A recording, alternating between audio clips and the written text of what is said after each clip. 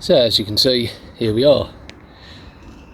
They are now reunited. Check out the video to see how we did it. Okay, so we're now back for round 2, and we're gonna have a go at cleaning out all the filters, blowing out all the fuel lines, stripping down that fuel pump, see if there's a problem with the diaphragm on it, and then hopefully we'll get it going a little bit further this time. So fuel filter there is good and clean, so it shouldn't be picking anything up from the tank. Until about 1 or 2 o'clock before the rain is due. Excellent.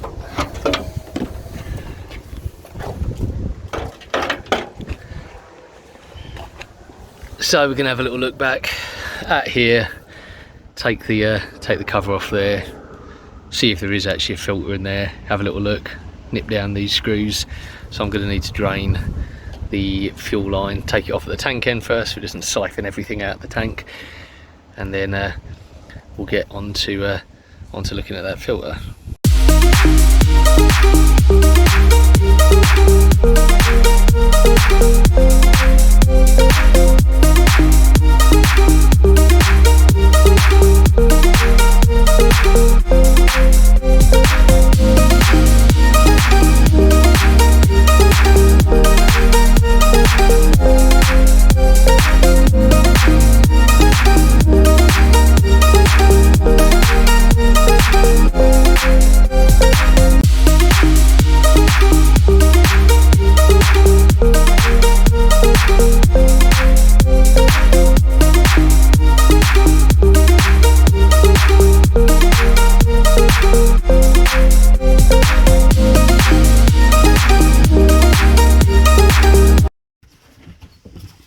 So when we took the carb off, there was all sorts of crud sitting in the float bowl. So my dad's just giving it a little wipe down with some meths, and then we're going to take the jets out, blow them all through, take out the emulsion tube from down there.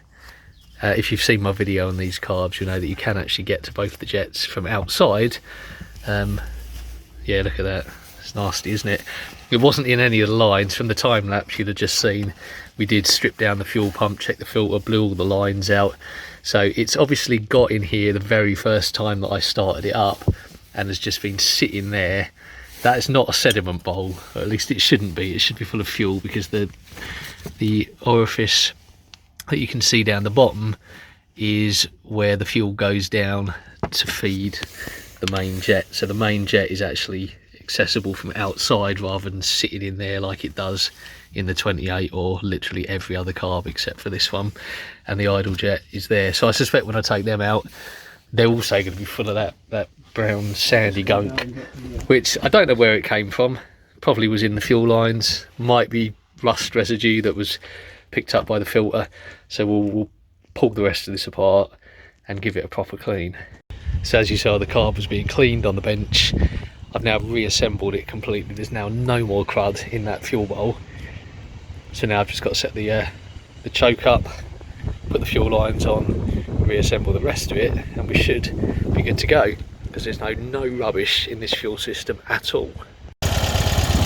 Okay, well that's been running for a couple of minutes now, just letting it warm up, and it looks like it hasn't pulled any more rubbish through.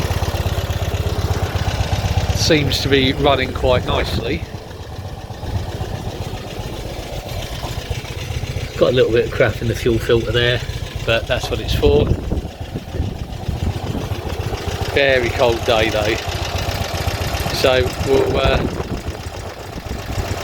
go inside for a quick cup of tea as per usual, and then see if I can drive it home. So it seemed that was a little bit of a false storm there, because it was running fine idle, but what's happening is as you push down on the throttle, the revs start to raise, it then starts stumbling and dying. So we're now going to start narrowing down what might be the issue. It could be one of two things. Could be a fuel starvation issue. It's obviously could be that the pump's a little bit weak, but it seemed like it was running fine. So we're going to remove this filter from here, bypass it. Going to take the tank unit out. Got a spare one there, so we can check whether or not that's full of rusty old crap that is getting sucked up in there every now and then. And then we're going to have a little look, if that's not the cause, look at the condenser. So I've got some spare condensers at home, and we'll chuck in some of them, see whether or not the spark's breaking down under load. So yeah, just going to pull this out and have a little look at how this looks. And as I say, we'll do a little jerry-rigged kind of bypass on that filter, take that restriction out. So I've pulled out the fuel sender there. We are making the assumption it's delivering enough, yeah. When you turned it over, it shot. Yeah, when it cranked over, it did squirt out, didn't it? Yeah, so that's the original fuel sender unit. Having shone a light through that filter, it looks absolutely fine. The faster it goes, it doesn't pump. Yeah, possibly. You don't get a big volume refund. No, the diaphragm does seem okay. We'll blow some air backwards through there just to confirm. Now it's drying out nicely. You can see it's you've got a decent amount of wait, if I look to the right bit, decent amount of filtration through there. So that's not a problem. Likewise, although you can't really see down there, the tank itself is fine. So let's try and eliminate our fuel as an issue by bypassing this filter. If only I had enough fuel hose that I could do that, remove that. Instead, what I'm going to have to do is put a slightly larger diameter around the outside and then clamp it down. I was just chatting to my dad off camera there actually about the state of the fuel pump and whether or not that was delivering enough, but it certainly seemed to be delivering enough. So we're going to try and eliminate fuel as the cause of our issue, and then we can start looking at spark and looking at that condenser. So baby steps, being logical. Right, so we've just so my dad don't want to be on camera there, but he is on camera whether he likes it or not, because he's given me a lot of help on this one. So we did a few little tests on here, as you saw. Obviously didn't bother changing that because the old one that's in there is absolutely fine. Did a really easy one, just literally took the filler cap off just in case there was a vacuum building up in the system under load. Nothing. So we bypassed the fuel hose with a little bit of garden hose temporarily, which is not fuel proof, so will be coming out momentarily, but we've still got the engine breaking down under load, which means it really can only be ignition related.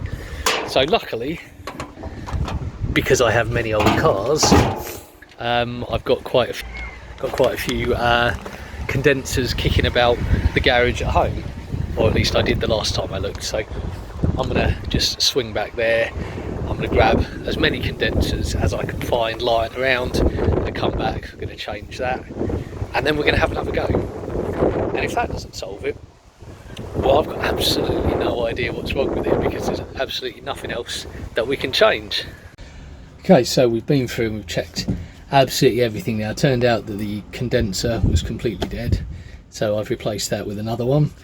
That seemed to have disguised another issue, which seemed to be that the float bowl wasn't filling up fast enough. So I've now been back and readjusted the float, and we'll give it another go, because now it was running fine under load if you kept the throttle low, but as soon as you ran the throttle at any sort of speed for any length of time, it just seemed to drain the fuel bowl faster than it was filling. But we tested the fuel pump, and the fuel pump's pumping out a lot, so let's give it another go. So we're on our last resort now. Now I'm not convinced 100% that it's anything to do with the fuel pump, but I've got a brand new fuel pump here. So it's specifically for a Fiat 500, hence the angle on there being square, one for one with the dynamo. On the bench it works as it should.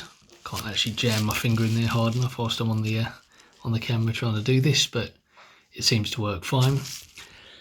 Couple more condensers just in case. Got yet another third condenser that I'm going to try as well. And I'm going to remeasure the length of the push rod, and I'm going to, if necessary, shave a mil or so off the spacer block, so it's going to push a nice volume of fuel through, and then I'm going to walk away because not got a clue. I don't want to go back and replace the entire ignition system. I mean, it failed very, very quickly. It was working absolutely fine, and it failed very quickly. So it can't be anything major. But what the hell it is, I've got absolutely no idea.